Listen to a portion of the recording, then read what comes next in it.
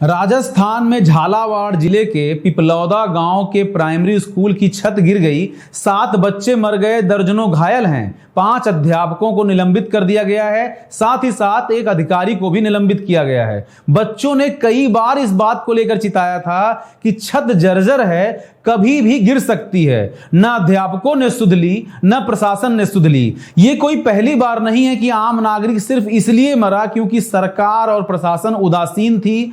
उन्हें आम नागरिकों के जान की कोई चिंता ही नहीं थी, क्योंकि गरीब के बच्चे पढ़ते हैं इन सब स्कूलों में, इसीलिए सरकार का कोई सरोकार नहीं होता इन सब बिल्डिंगों से। बिल्डिंग गिरती है, गिर जाने दो, 4-5 दिन चर्चा होगी, उसके बाद खबरें दब जाएंगी। राजस्थान में कोई चुनाव तो होने वाला नहीं है, इसीलिए इन सब खबरों को चलने दीजिए। उन खबरों को दबाया जाए जो खबरें बिहार चुनाव को प्रभावित कर सकती हैं। ऐसा पहली बार थोड़ी है कि सरकार और प्रशासन की उदासीनता से आम नागरिक मर रहा है। जब बिहार में पुल गिर गया, गुजरात में पुल गिर जाता है, सड़कें कट के बह जाती हैं, स्कूल के छत गिर जाते हैं, महाकुंभ की भगदड़ में लोग मर जाते हैं, नई दिल्ली स्टेशन की भगदड़ में लोग मर जाते हैं, सरकार को कोई फर्क नहीं पड़ता, क्योंकि मरने वाला वो आदमी है जो आदमी सिर्फ वोट और टैक्स देने के लिए गिना जाता है, न कि सरकार में उसकी भागीदारी के लिए गिना जाता है। एक आम नागरिक ये समझ ले कि सरकार की नजर में वो मात्र एक वोटर है। उसके मर जाने से सरकार के लिए सिर्फ एक वोट ही कम होगा,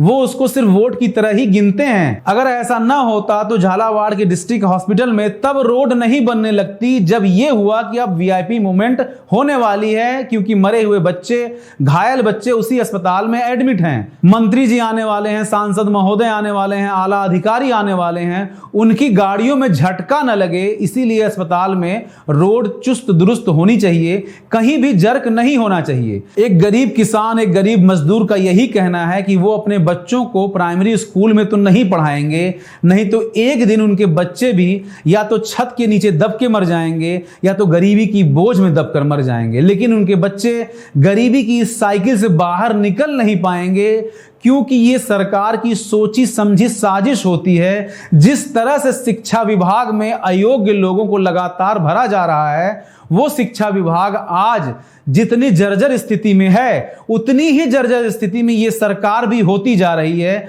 जिस तरह से ये सरकारें आम नागरिकों को कीड़ों मकोड़ों की तरह ट्रीट कर रही हैं, उससे तो यही समझ में आता है कि आपकी गिनती इस सरकार की नजर में वोट देने के लिए है, टैक्स देने के लिए है।